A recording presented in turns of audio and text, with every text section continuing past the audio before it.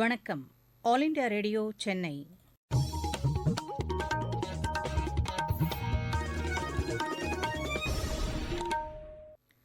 மாநிலச் செய்திகள் வாசிப்பவர் ஜமீர் அக்தர். தலைப்புச் செய்திகள்.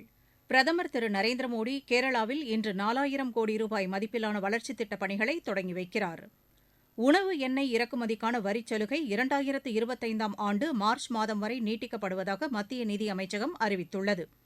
சென்னையில் நடைபெறும் பன்னாட்டு புத்தக கண்காட்சியில் அனைவரும் பங்கேற்று பயன்பெற வேண்டும் என்று முதலமைச்சர் திரு மு க ஸ்டாலின் கேட்டுக் கொண்டுள்ளார். உலக புகழ்பெற்ற அலங்காநல்லூர் ஜல்லிக்கட்டு போட்டி இன்று நடைபெறுகிறது. ஆஸ்திரேலிய ஓபன் டென்னிஸ் போட்டியில் இந்தியாவின் சுமித் நாகல் கிராண்ட்ஸ்லாம் பட்டம் பெற்ற அலெக்சாண்டர் பப்ளிக்கை வென்று சாதனை படைத்துள்ளார். இனி விரிவான செய்திகள்.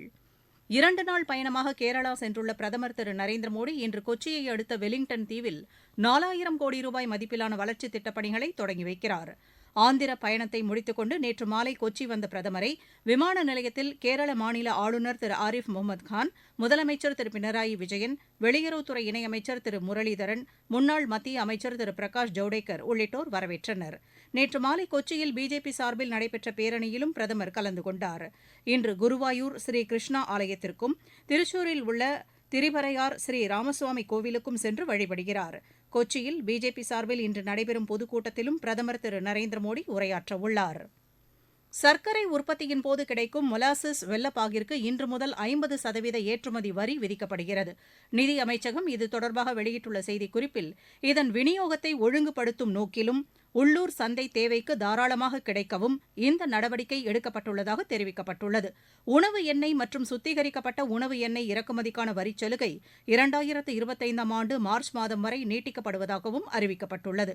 உள்நாட்டு சந்தையில் விலையை குறைக்கும் நோக்கில் சோயாபீன்ஸ் மற்றும் சூரியகாந்தி எண்ணெய்க்கான இறக்குமதி வரி 17.5%லிருந்து 12.5%ஆக குறைக்கப்பட்டுள்ளது. கூட்டுறவு சங்கங்களில் மத்திய பதிவாளர் அலுவலகத்துக்கான புதிய கட்டிடத்தை மத்திய அமைச்சர் திரு அமித் ஷா இன்று புதுதில்லியில் திறந்து வைக்கிறார். மத்திய கூட்டுறவுத்துறை பதிவாளர் அலுவலகத்தின் செயல்பாடுகளை வலுப்படுத்துவதற்கான நடவடிக்கைகளை மத்திய கூட்டுறவு அமைச்சகம் மேற்கொண்டு வருகிறது. மாநிலங்களுக்கு இடையிலான கூட்டுறவு சங்கங்களை இணைப்பது, மத்திய பதிவாளர் அலுவலகத்தின் சேவைகளை பெறுவதற்கான இணையதளத்தை உருவாக்குவது, கூட்டுறவுத்துறைக்கென தனியாக தேர்தல் அமைப்பை ஏற்படுத்துவது உள்ளிட்ட முக்கிய நடவடிக்கைகள் மேற்கொள்ளப்பட்டு வருகின்றன. 1625 மாநிலங்களுக்கு இடையிலான கூட்டுறவு சங்கங்கள் இதுவரை பதிவு செய்யப்பட்டுள்ளதாக மத்திய அரசு தெரிவித்துள்ளது.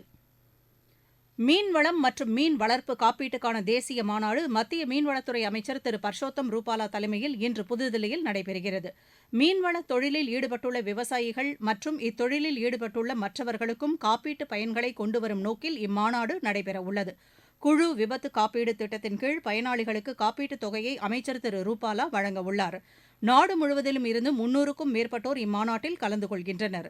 மீன் வளர்ப்பு தொடர்பான திட்டங்களை வகுக்கும் நிபுணர்கள், மாநில மீன்வளத்துறை அதிகாரிகள், ஆராய்ச்சியாளர்கள், மீன்வள பல்கலைக்கழகங்கள், மீன் வளர்ப்பு விவசாயிகள் மற்றும் காப்பீட்டு நிறுவனங்களின் பிரதிநிதிகள் இம்மாநாட்டில் பங்கேற்கின்றனர். எத்தனால் உற்பத்தி மற்றும் விற்பனைக்கான முயற்சிகளுக்கு மத்திய அரசு ஊக்கம் அளித்து வருவதாக சாலை போக்குவரத்துத்துறை இணையமைச்சர் ஜெனரல் வி.கே. சிங் தெரிவித்துள்ளார். புதுதில்லி வர்த்தக தொழில் சபை ஏற்பாடு செய்திருந்த வளர்ச்சிக்கான பசுமை பாதை என்ற கருத்தரங்கில் உரையாற்றிய அவர், தற்போது பயன்படுத்தப்பட்டு வரும் பெட்ரோல், டீசல் போன்ற எரிபொருளுக்கு மாற்றாக தூய்மையான எரிசக்தியை கொண்டுவர வேண்டும் என்று கூறினார். லித்தியம் அயன் பேட்டரிகளை கொண்டு இயக்கப்படும் மின்சார வாகனங்களை அதிக அளவில் கொண்டு வருவதற்கான நடவடிக்கைகள் எடுக்கப்பட்டு வருவதாகவும் அவர் தெரிவித்தார். மின்சாரத்தில் இயங்கும் வாகனங்களில் சோடியம் அயன் பேட்டரிகளை பயன்படுத்துவதற்கான ஆய்வுப் பணிகளும் நடைபெற்று வருவதாக மத்திய இணையமைச்சர் ஜெனரல் வி.கே. சிங் கூறினார். சென்னையில் நடைபெறும் பன்னாட்டு புத்தக கண்காட்சியில் அனைவரும் பங்கேற்று பயன்பெற வேண்டும் என்று முதலமைச்சர் திரு மு க ஸ்டாலின் கேட்டுக் கொண்டுள்ளார். இது தொடர்பாக அவர் வெளியிட்டுள்ள வலைதள பதிவில், சென்னை நந்தம்பாக்கம் வர்த்தக மையத்தில் நாளை நிறைவடையும் இந்த புத்தக கண்காட்சியில் 40 உலக நாடுகள் மற்றும் 10 இந்திய மாநிலங்களின் பங்கேற்புடன் இந்த புத்தக கண்காட்சி நடைபெற்று வருவதாக தெரிவித்துள்ளார். தொழிற்கல்வி சார்ந்த 200 நூல்கள் தமிழில் மொழிபெயர்க்கப்பட்டு வெளியிடப்பட்டுள்ளதாகவும் அவர் தெரிவித்துள்ளார்.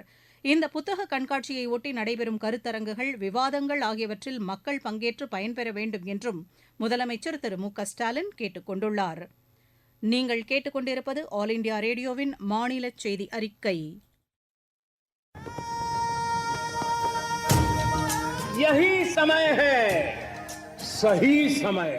இதுதான் வேளை, சரியான வேளை.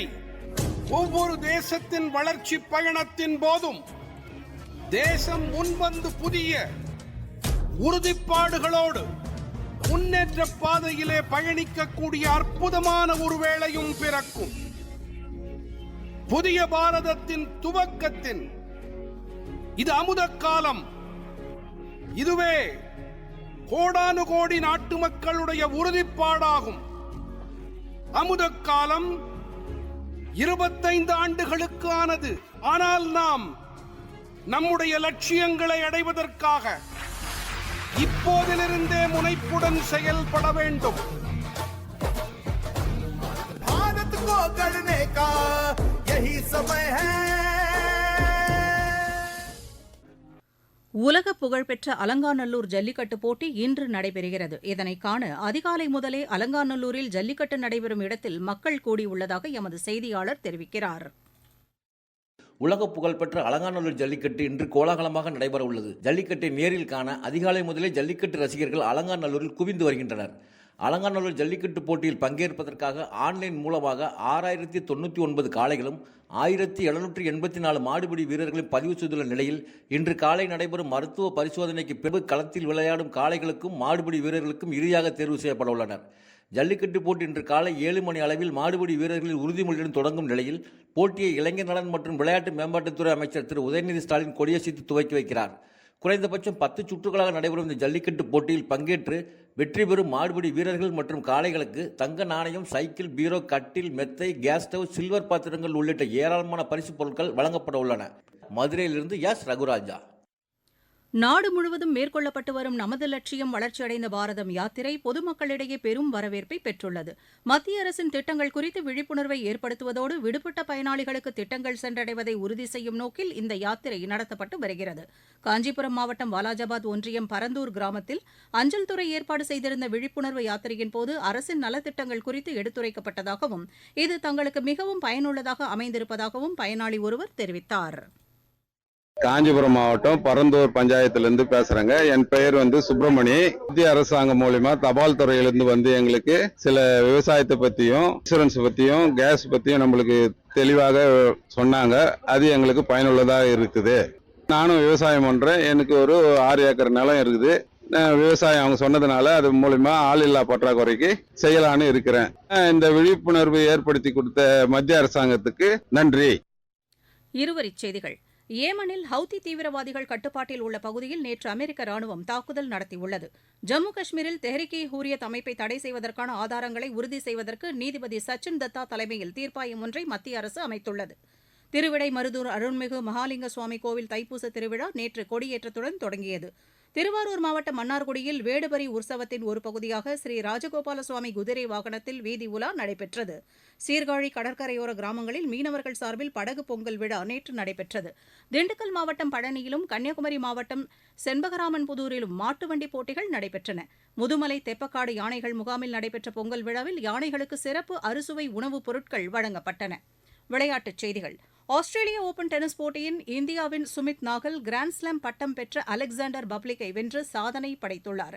நேற்று நடைபெற்ற 2வது சுற்றுப் போட்டியில் 6-4, 6-2, 7-6 என்ற நேர் செட் கணக்கில் அலெக்சாண்டரை சுமித் நாகல் தோற்கடித்தார். முதல் முறையாக இந்திய வீரர் ஒருவர் கிராண்ட்ஸ்லாம் வீரரை வென்று சரித்திர சாதனை படைத்துள்ளார்.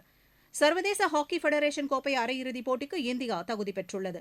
ராஞ்சியில் நேற்று நடைபெற்ற போட்டியில் இத்தாலியை 5-1 என்ற கோல் கணக்கில் இந்தியா வென்றது. ஜெர்மனியை அரையிறுதிப் போட்டியில் இந்தியா சந்திக்க உள்ளது. இந்தியா ஆப்கானிஸ்தான் இடையிலான 3வது மற்றும் இறுதி டுவெண்டி கிரிக்கெட் போட்டி இன்று நடைபெறுகிறது. பெங்களூரு சின்னசாமி விளையாட்டரங்கில் இரவு 7 மணிக்கு இந்த ஆட்டம் தொடங்குகிறது. 3 போட்டிகள் கொண்ட இந்த தொடரில் இந்தியா 2 போட்டிகளில் வெற்றி பெற்று முன்னிலையில் உள்ளது. மீண்டும் தலைப்புச் செய்திகள். பிரதமர் திரு நரேந்திர மோடி கேரளாவில் இன்று 4000 கோடி ரூபாய் மதிப்பிலான வளர்ச்சித் திட்டப் பணிகளை தொடங்கி வைக்கிறார். உணவு எண்ணெய் இறக்குமதிக்கான வரிச்சலுகை 2025ஆம் ஆண்டு மார்ச் மாதம் வரை நீட்டிக்கப்படுவதாக மத்திய நிதி அமைச்சகம் அறிவித்துள்ளது. சென்னையில் நடைபெறும் பன்னாட்டு புத்தக கண்காட்சியில் அனைவரும் பங்கேற்று பயன்பெற வேண்டும் என்று முதலமைச்சர் திரு மு.க. ஸ்டாலின் கேட்டுக் கொண்டுள்ளார். உலக புகழ்பெற்ற அலங்காநல்லூர் ஜல்லிக்கட்டு போட்டி இன்று நடைபெறுகிறது. ஆஸ்திரேலிய ஓபன் டென்னிஸ் போட்டியில் இந்தியாவின் சுமித் நாகல் கிராண்ட்ஸ்லாம் பட்டம் பெற்ற அலெக்சாண்டர் பப்ளிக்கை வென்று சாதனை படைத்துள்ளார். இத்துடன் இந்த செய்தி அறிக்கை நிறைவு பெற்றது.